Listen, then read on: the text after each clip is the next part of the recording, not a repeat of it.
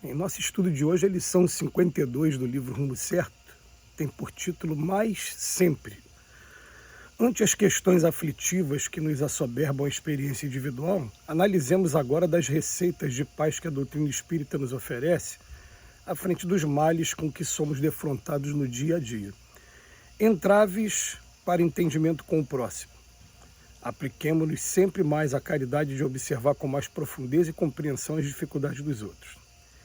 Conflitos domésticos. Pratiquemos sempre mais a caridade do concurso fraterno pelo culto da gentileza dentro de casa. Ofensa e ingratidão. Atendamos sempre mais a caridade da desculpa incondicional, dissipando a névoa do erro com a bênção da tolerância. Injúria e maledicência. Exercitemos sempre mais a caridade de não comentar o mal. Azedume e irritação nos corações amigos. Exerçamos sempre mais a caridade do retorno à conversação afetuosa sem alterar a voz, por pior que seja a ocorrência menos agradável que haja sucedido. Calúnia e acusação. Demonstremos sempre mais a caridade de sermos cada vez mais úteis onde estivermos. Influência obsessiva. Exemplifiquemos sempre mais a caridade da resistência às tentações através do trabalho no refúgio da prece. Contratempos e provações. Estendamos sempre mais a caridade da paciência no desempenho fiel das obrigações que a bondade de Deus nos tenha confiado, ofertando dia a dia ao mundo e aos nossos semelhantes aquilo de melhor que sejamos capazes de produzir. Tédio e desânimo, façamos sempre mais a caridade de visitar auxiliando, quando nos seja possível, os irmãos em penúria que ainda não possuem por vezes nem mesmo a 20ª parte das vantagens e oportunidades com que nos felicitam a vida. Em verdade, a trilha da evolução é uma estrada para cima, ençada de perigos, empeços, sofrimentos e espinhos, que para nós se exibem como sendo dolorosos e difíceis problemas. Antes, porém, de procurarmos qualquer remédio, experimentemos sempre mais o esforço da caridade e estaremos no exato caminho da solução. O que a gente fica admirado na obra do Emmanuel é dessa capacidade que ele tem de nos incentivar e nos esclarecer com relação à reforma íntima.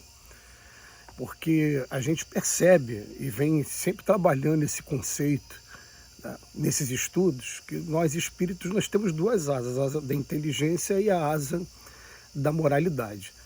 Mas quando a gente começa a fazer o estudo do Evangelho, a gente está usando a asa da inteligência, parece que você lê o Evangelho de Mateus, Marcos, Lucas e João 1, 2 vezes, e você esgota como se aquilo fosse um livro que você já leu e já tem o conhecimento já e bola para frente. Quando na verdade é um livro que você vai ler ainda durante muito tempo enquanto a gente estiver em mundo de expiações e provas e você não consegue praticar na sua totalidade, por isso que nós estamos aqui na Terra. A gente percebe até no movimento espírita uma tendência o livro dos Espíritos a gente já sabe de cor, aí que você quer buscar novos livros, e volta e meia a espiritualidade vem chamar a nossa atenção falando, olha, doutrina espírita, casa espírita séria, é Allan Kardec no início, no meio e no fim. Mas a gente tem uma tendência a buscar novidades, que vai agradar a gente no campo intelectual de uma maneira a chamar a atenção para novas formas de você enxergar a mesma coisa. Que o aprendizado é amar o próximo como a si mesmo. E o Emmanuel, ele mais uma vez, ele faz um estudo aqui para a gente hoje, que não é aquele estudo para você estudar com o lado intelectual. É um estudo para você observar com os olhos da moralidade. Ele vem dar dicas para a gente. Olha os problemas. Ó. Você tem problema de entender o próximo. Tem conflito doméstico. Problema com ofensa e ingratidão. Com injúria e maledicência. Com azedume e irritação. Com calúnia e acusação. Com obsessão, influência obsessiva, com contratempos, provações, tédio e desânimo. Ele vai dar dicas aqui que estão resumidas numa frase, mas que não tem como a gente, em 10 minutos, a gente falar sobre cada uma com a profundeza que o assunto merece. A gente vai fazer uma observação rápida e fazer aquela comparação com a gente, que é o que eu acho que cada um deve fazer isso. Que, olha só, ele vem falar pra gente, eu estou tendo problema de entendimento com o próximo, eu não consigo aceitar e entender aquele vizinho, aquele meu parente, como é que ele pensa dessa maneira, como é que ele só age dessa maneira, por que ele tem essa posição política diferente da minha, por que ele tem essa posição religiosa diferente da minha. Ele vem falar, apliquemos mais a caridade de observar com mais profundeza e compreensão as dificuldades dos outros. Vamos aprender com profundeza e compreensão, principalmente com compreensão. Entender, não, ele tem que ser daquele jeito, ele tem o direito de ser daquele jeito, e eu não tenho o direito de mudar ninguém. Se alguém perguntar para mim qual é a minha posição, e se for uma conversa amistosa, a gente pode até falar, a minha posição é isso, é essa, por isso e por aquilo, mas entrar em conflitos, como ele diz aqui, entendimento, simplesmente não vale a pena. Aí depois ele vem falar, no conflito doméstico, ele fala sempre praticar mais a caridade do concurso fraterno, pelo culto da gentileza dentro de casa. E a gente dentro de casa, com aqueles que a gente convive, né, 24 horas por dia, que dormem com a gente tem uma tendência a perder a gentileza mais rápido. Isso é normal com todo ser humano, acontece com todos nós. Depois ele fala da ofensa e da ingratidão. Ele vem falar a caridade da desculpa incondicional.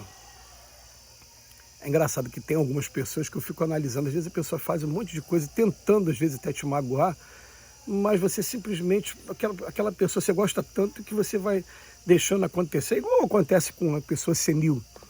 Por exemplo, a minha avó, que está hoje com 99 anos, eu paro para conversar com ela e ela volta e meia vai falar algumas coisas até agressivas. E a gente olha para ela com aquela risada, entendendo que ela só está falando isso porque tem 99 anos. Já não está com a mente muito equilibrada. Por que a gente não pode pensar isso também das pessoas mais novas, que também não estão com um equilíbrio emocional e por isso estão falando algumas coisas, né? Estão ofendendo e sendo ingrato com a gente. Depois vem falar de injúria e maledicência, falaram mal da gente. Aí ele fala, ou então não comentar. Ele fala, exercitar uma caridade de não comentar o mal, não falar sobre o mal. Aí depois azedume e irritação. A gente ter o retorno à conversação afetuosa. Ao invés de ficar alterando a voz, a gente descobre que a gente pode falar a mesma coisa e vai perder o impacto, vai perder o alcance, dependendo do tom de voz.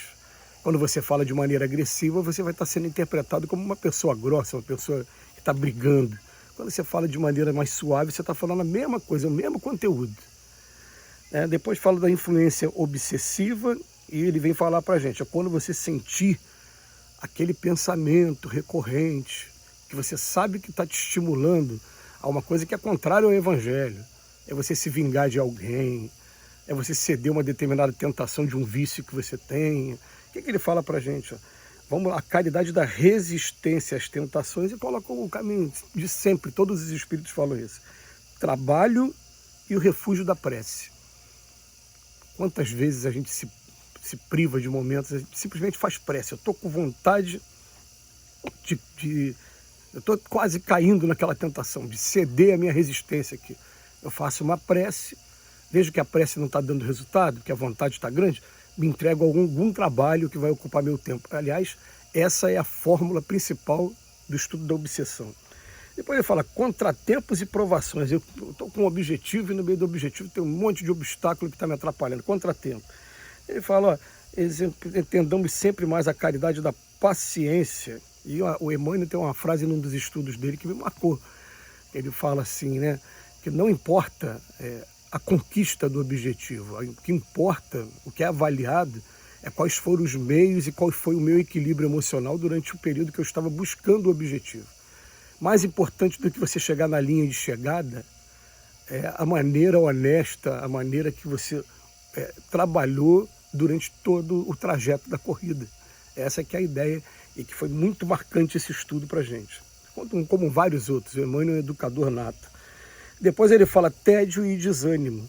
Então ele fala, quando bater tédio e desânimo, a melhor maneira é procura um trabalho assistencial, procura fazer visita a alguém que está doente, procura ter uma casa um asilo, uma casa de idosos, ou então um orfanato, ou então vai até algumas pessoas que a gente já conhece mesmo, que são do nosso convívio, que passam por uma situação financeira difícil. E o tédio vai acabar com toda certeza, porque você vai ver pessoas que são verdadeiros guerreiros, passando por situações, privações materiais enormes, mas vivendo a vida conforme Deus estabeleceu para cada um deles. E fala, em verdade a trilha da evolução é uma estrada para cima, cheia de perigos, empeços, sofrimentos. Mas antes, porém, de procurarmos qualquer remédio, vamos experimentar sempre mais o esforço da caridade e estaremos no exato caminho da solução. Então é mais um complemento para a gente entender definitivamente o que seja a caridade. Que Jesus nos abençoe hoje e sempre.